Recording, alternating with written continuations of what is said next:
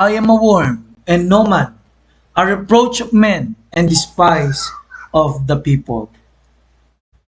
Biruin niyo po, no, mga minamahal, ang tingin po na nagsulat nito ng Psalms, siya po ay uod. Ano po bang uod? No? Napakababa po. No? Pasensya na po, sabihin natin niya. Pero kumpara naman po sa atin, ano, ang linaw po niyan, ano, sa Psalms chapter 22. No? But I am a worm, verse number 6. But in verse 7, all they that see me laugh me to scorn. Ako'y pinagtatawanan nila. They shoot out the lip. They shake the head, saying, He trusted in the Lord, that He would deliver him. Let Him deliver him, seeing He delighted in him. But thou art He that took me out of the womb. Thou didst make me hope when I was upon my mother's breast. I was cast upon thee from the womb. Thou art my God from my mother's belly. Be not far from me, for trouble is near, for there is none to help.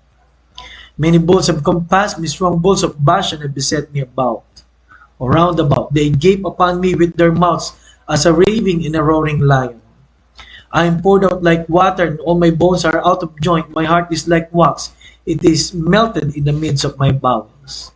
My strength is dried up like a potsherd, and my tongue cleaveth to my jaws. And thou hast brought me into the dust of the earth. Ano po? I may tell all my bones, they look and stare upon me. Mga kapatid, mga minamahal, our lesson this morning or this day, this afternoon, ay tungkol po sa is life worth living? Ano po? Is life worth living? Ano po?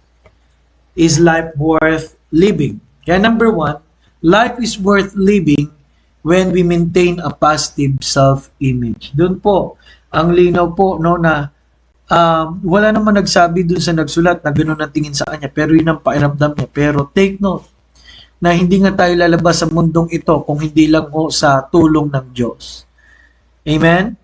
Kaya po, napakahalaga po, ang lesson po doon, kung anong tingin mo sa sarili mo, kung kahabag-habag, ay yun nga ang mangyayari. Pero ang tingin ng Diyos ay iba. May plano siya, Jeremiah 29:11. Anak tayo ng Diyos. Ano po? At ang Diyos po ay laging nag-a-aspire na mabuti para sa kanyang anak hanggang sa huling wakas.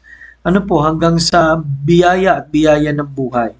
Kaya ano po ba mga iniisip natin na magiging positive tayo? Ang mga salita niya o ang mga sinasabi ng mga tao? Ano po? Ang tao po, hanggang tayo titingin sa sinasabi ng tao, wala akong mangyayari sa atin. Tumingin tayo sa sinasabi ng Diyos. I am crucified with Christ, nevertheless I live. Yet not I, but Christ liveth in me. And the life which I now live in the flesh, I live by faith of the Son of God, who loves me and gave Himself for me. Galatians 2:20.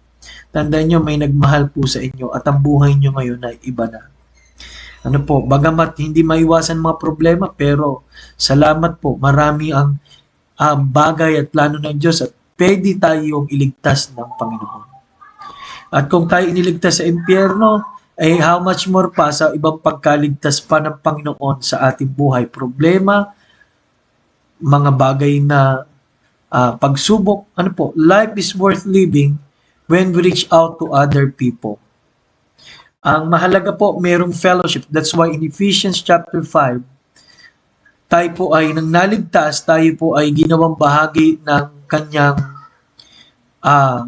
eklesiya.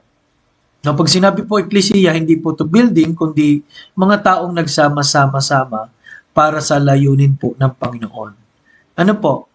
At ang linaw po doon, na para iharap tayo without spot and blemish sa Ephesians 5:27. Ibig sabihin, may mga taong dapat nag-iingatan.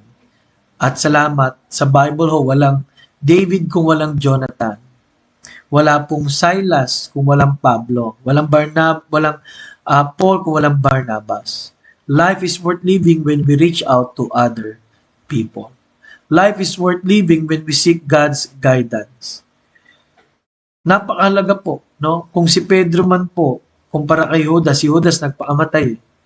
Laging may second chance. Sabi ng Panginoon kay kay Pedro nang siya po ay lumayo, love is daw me more than this, habang sila ay nag-iihaw ng isda sa tabing dagat. Pero ang kamangha-mangha sinabi ng Diyos, "But Peter, I have prayed for thee, that thy faith fail not, and when thou art converted, strengthen thy brethren."